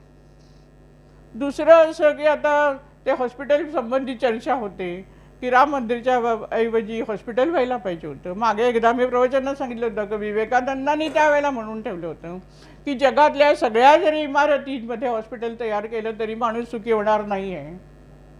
माणूस सुखी फक्त फिजिकली फिट राहून नाही होऊ शकत, हे पहिले लक्षात घ्या. ज्याप्रमाणे शरीर विज्ञान आहे त्याचप्रमाणे एक स्पिरिच्युअल विज्ञान आहे, लक्षात घ्या. आपलं जे मन आहे तेच सगळं काम करत असतं. एखादी व्यक्ती आहे ती फिजिकली फिट आहे, ब्लड प्रेशर बरोबर आहे, सगळं सगळं नॉर्मल आहे, डॉक्टर म्हणणार की वा तुम्ही एकदम तंदुरुस्त आहात. पण हा माणूस स्वतःच शांत आहे, त्याला राग येतो, तो सुखी नाही, तो चिंतेमध्ये आहे, तो पटकन चिडतो, तो 4 माणसात मिसळून आनंदी राहू शकत नसेल तर काय उपयोग आहे फिजिकल फिटनेसचा. तेच एखादी व्यक्ती आजारी असू शकते, तरी पण तो आजार बरोबर घेऊन ती तशीच व्यक्ती अनेकांना मार्गदर्शन करून त्यांचं जीवन सुखी करण्याचं कार्य करू करते. मग आता ह्याच्यात जे स्पिरिच्युअल म्हटलेलं सायन्स म्हटलंय ते किती श्रेष्ठ हे लक्षात घ्या. आणि हे स्पिरिच्युअल जे सायन्स आहे ते माणसाच्या जीवनाला जास्त पूरक आहे, आवश्यक आहे, लक्षात घ्या. त्यामुळे हॉस्पिटलपेक्षा मानसिक शांती देणाऱ्या गोष्टींची जास्त गरज आहे. उगाच भोळाभाव वाढवत नाहीये, पण जे सत्य आहे ते सत्य जगापुढे आपल्या भारत देशाला जगापुढे आणून दाखवायचं आहे. आमची परिस्थिती अशी आहे की फार मोठा खजिना आमच्याकडे आहे, आम्ही खजिन्यावर बसलेलो आहोत आणि तरी आम्ही भीक मागतोय, अशी आमच्या देशाची परिस्थिती होती. आता ही परिस्थिती बदलते, लक्षात घ्या. आणि म्हणून या सर्व गोष्टीला आपल्याला सहकार्य न्यायचं आहे. हा भक्ती, आपण भक्ती मार्गाने जायचं आहे. म्हणजे जिथे जिथे भक्ती आहे तिथे तिथले आपलं योगदान असलं पाहिजे, आज आपलं सहकार्य असलं पाहिजे. आपल्या एवढ्यापुरतं झालं म्हणजे झालं अशी वृत्ती ठेवू नका. जिथे जिथे भक्ती आहे तिथे तिथे आपलं सहकार्य होत राहिलं पाहिजे. आणि आपली असलेली वैदिक परंपरा आहे, ह्या वैदिक परंपरेचा गौरव आपल्याला करायच्या कार्यामध्ये आपण सहकार्य करत सातत्याने करत राहिलं पाहिजे. ही महत्त्वाची भूमिका आहे. या भरतभूमीवर प्रेम करा, ही मातृभूमी आहे आपली, इथून आपल्याला कोण हलवू नाही शकत. इतर ठिकाणी गेले, विसा नाही झाला की आलं टेन्शन की आले परत, अशा लोंबकळत्या परिस्थितीत राहायला इथे राहायला तुम्हाला लागत नाही, हे पहिले लक्षात घ्या. पूर्वी लोक असं म्हणायची की समोरचं ताट जेवायला द्यावं पण बसायचा पाठ कधी कोणाला देऊ नये. सत्य परिस्थिती आहे ते असं नाही. आपलं जे स्थान आहे ते नेहमी माणसाचं जर भक्कम असलं तर तो आयुष्यात काहीही करू शकतो. आणि म्हणून आसन भक्कम असण्याची खूप गरज आहे. आणि आपलं आसन म्हणजे आपली ही भारतभूमी, आणि या भारतभूमीची वैदिक परंपरा लक्षात घ्या. तुम्ही केवढं वेद पुराण याच्यामध्ये केवढं नॉलेज आहे. तर साधं तुम्हाला सांगते की पाऊस कधी कसा पडणार आहे अशा विषयीचं शास्त्र आपल्याकडे आहे. कुठचं वाहन आहे, या वेळेला कुठचं वाहन आहे, आणि कुठचं वाहन असल्यानंतर पाऊस कशा प्रकारे पडेल, अशा प्रकारचं ज्ञान आपल्याकडे सर्वसामान्य लोकांना पंचांगामध्ये वाचायला मिळतं. अशी आपली संस्कृती आहे, आपली परंपरा आहे, आपलं ज्ञान आहे. हे ज्ञान शोधायचं आहे, ते वृद्धिंगत करायचं आणि हे कार्य करायचं की भक्ती मार्गाचा प्रसार म्हणजे आपल्या धर्माचा. म्हणजे मी फक्त हिंदू धर्म म्हणत नाही आहे, कारण आपल्या संतांनी काय म्हटलेलं आहे, अवघाची संसार सुखाचा करीन, अवघाची संसार सुखाचा करीन, आनंद भरीन, तिन्ही लोकाचा विचार केलाय तर इतर राष्ट्रांचा करणार नाही. आणि म्हणून आपण सर्वांना सामावून घेणारा हा वैदिक धर्म हे लक्षात घ्या. आम्ही कधी धर्मांतर केली नाही, कोणाला करून घेतला नाही, जबरदस्तीत करायची गरज पडत नाही आहे. कारण हा विशाल मनाचा हा आपला परंपरा आहे, वैदिक धर्म आहे, पुरातन आहे. आणि म्हणून स्पिरिच्युअल ज्ञानामध्ये जे आहे तेच अधिक संवर्धन करून ते ज्ञान जगाला देण्याची आपली क्षमता आपल्याला या भक्ती मार्गातून वाढवायची आहे. आणि त्यासाठी आपल्याला कटिबद्ध व्हायचं आहे. श्रीरामाच्या मंदिराच्या स्थापनेमुळे आज अनेक प्रश्नांची उत्तरं समाजाला आणि देशाला, सगळ्या जगाला मिळत गेली आहे, लक्षात घ्या. अखेर म्हणूया, सेतू बांधा रे सागरी, सेतू बांधा रे सागरी, सीतावर रामचंद्र की जय. सद्गुरु श्री स्वामी समर्थ.